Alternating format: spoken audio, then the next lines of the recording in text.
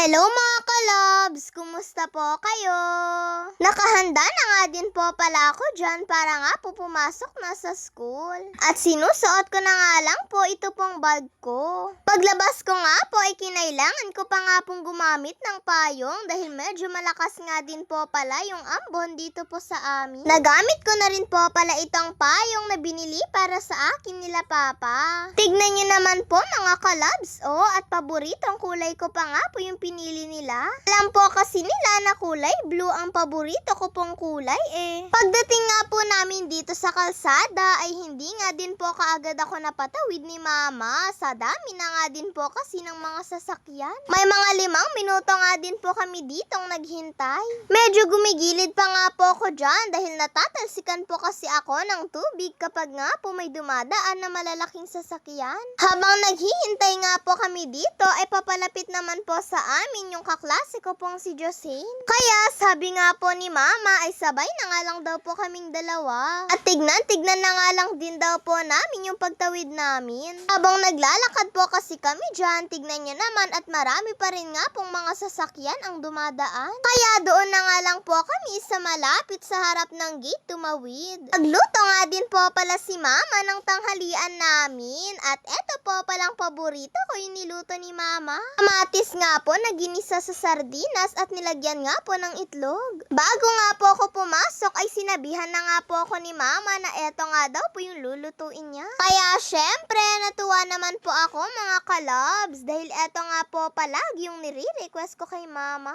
At dahil medyo bumaba na nga din daw po yung presyo ng kamatis, eto nga at medyo naparami na nga din po ni mama yung luto niya. Ako mga kalabs, habang ine-edit ko nga po ito ay parang natatakam nga po ulit ako sa ganitong ulam. Pag-uwi ko po pala mga kalabs ay nagmano nga po muna ako kay mama. Pagkatapos ay napakwento nga din po ako sa mga naganap sa pagpe-periodic test namin. Dahil hindi ko nga po kabisado yung score ko sa ibang subject. Ito nga at kinuha ko na nga din po yung mga iba nga po naming pinag-checkan. Meron nga din po akong mga score na matataas. Meron din naman po yung hindi po masyado. Pero sabi naman po ni mama ay okay lang daw po yun. Ang mahalaga naman ay nag-aral naman daw po ako ng mabuti. Lagi nga din po kasi akong nagkukwento at nagsasabi kay mama sa mga nangyayari nga po sa amin sa school. Pagkasabi ko po pala kay mama ng lahat ay hindi na nga din po ako nakapagbihis at diretso kain na nga din po ako.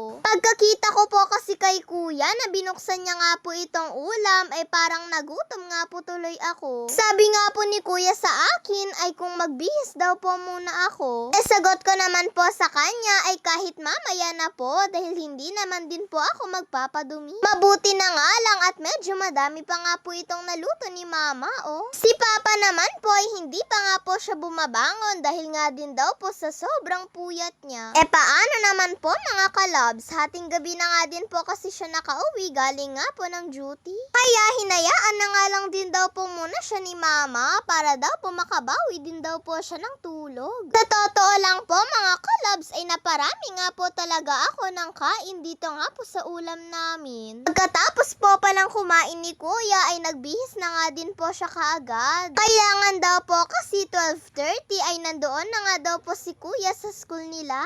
Periodic test nga din daw po kasi nila kaninang hapon Ayan nga po mga kalabs at pinupunasan na nga din po ni kuya yung sapatos niya. Bagay na bagay nga din po kay kuya yung sapatos niya mga kalabs.